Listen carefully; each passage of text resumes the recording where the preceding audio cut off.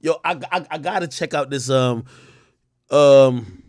No, I'm gonna hit. I'll let you cook, bro. I bet. I gotta check out this um TMYB. yeah, this YB interview was really good. What did y'all think about this, chat? All right, I'm gonna check the stream. All right, bet. Stay by in here because I might pop in.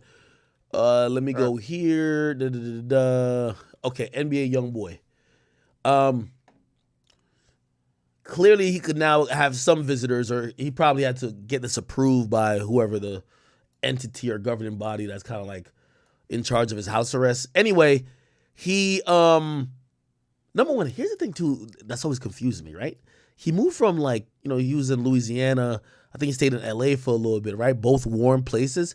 He's in he's in Utah, right? 1 second. Yeah. Can you put the chat on stream? Oh yeah, On yeah, the yeah, screen? yeah, yeah.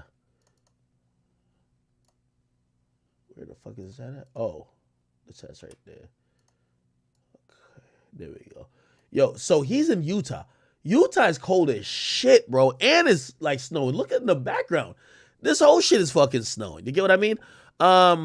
Which listen, if you've ever been in one type of weather, or if you've ever been in Florida, people from Florida, when they come to New York City, especially this time of year, they're like, yo, this shit is like ridiculous, right?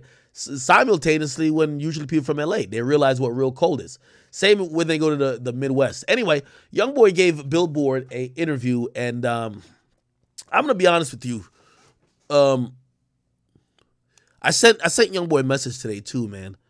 And I pretty much told him, watching it, and I read the whole article. I told him, I said, I teared up while I was watching this because this is honest. And a lot of times in music, we don't see artists kind of have true evolution and follow what their spirit and their mind and soul is telling them. They usually follow what the money and the hype is saying. And I'm watching just someone who is not only able to say maybe he was wrong, but also, you know, possibly not everything he did was with the best intentions. Him explaining why sometimes, you may have seen him angry, or you might have seen him violent. I thought that was very dope. I thought I was a young man growing up. I don't know if I ever told y'all. So I did an interview with Youngboy. It's probably, it probably would never come out. He had told me before. He said, "Yo, this should come out after he dies." Um, I will say though, and I'm glad he said this publicly, because I did ask him about it when we were on Clubhouse together. And he said something really important. He said, "Yo, Act, the reason why I said that," he's like, "Yo, he said, I don't feel like that no more." And if you listen to that interview was different. It had a tone to it. It was something that, you know, it's not this guy. 100%. It was a guy who was just relishing in certain shit. I don't want to give too much away, but it wasn't. It may have been how he felt at the moment, but probably the more time passes, he probably realizes um, that wasn't productive at all. You know what I mean? Like, yeah. So, obviously I respected his wishes, and I still respect his wish. And obviously when I hear and see interviews like this, I look at it to say sometimes, there's this very popular saying that says, if you look at Malcolm X, like 5 years or 20 years before he died, you would call him a criminal. You call him this, you call him that. If you look at him at the time when he died, you would call him a revolutionary. You would call him a leader. You call him someone who wanted change. So sometimes you got to allow people to grow. And that person who I talked to on that tarmac in Philadelphia, the energy, the things he was saying, the passion for some of the stuff, the lack of giving a fuck about certain things was very different than the person I saw here. And that's part of growth. So let me play this a little bit, and then I'm gonna get. I know y'all hate me when I pause this stuff, but I like to. I'm trying to give some good chiming ins. I know some of y'all might be listening to his voice and be like, "Damn, he sound timid. Why he sound like that?"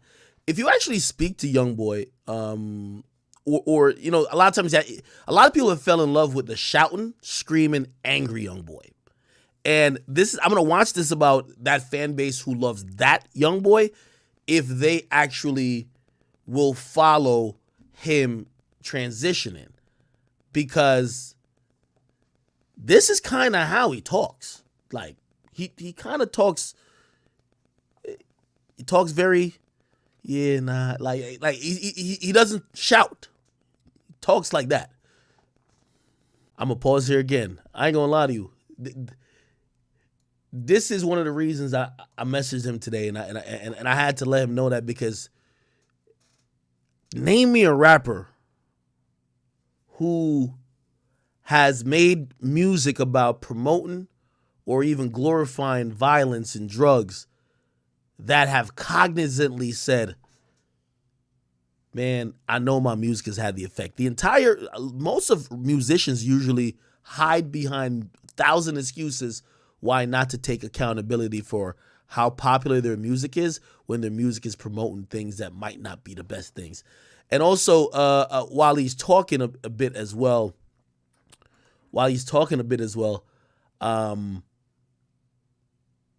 when he says the stuff about the music, you just watch it. Watch his body and his demeanor. Here we go.